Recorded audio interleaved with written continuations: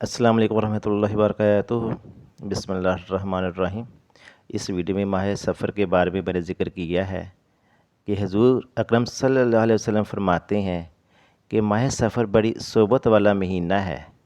آپ صلی اللہ علیہ وآلہ وسلم اس ماہ کے شروع ہونے پر افسردہ اور ختم ہونے پر مسرت کا اظہار فرماتے تھے۔ فرمایا کہ ماہ سفر میں 1,20,000 بلائیں آسمان سے نازل ہوتی ہیں، لیکن جو لوگ اس ماہ میں عبادت الہی میں اپنا وقت گزاریں گے ان پر بلاؤں کا اثر نہ ہوگا اور اللہ پاک ان کے گناہوں کو معاف فرمائے گا۔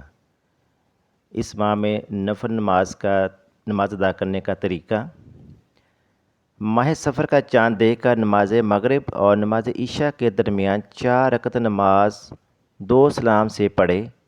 ہر رکعت میں بعد سورہ فاتحہ کے بعد سورہ اخلاص 11 مرتبہ پڑھنی ہے، پھر بعد سلام پھیرنے کی 1000 مرتبہ اس درود پاک کو پڑھے۔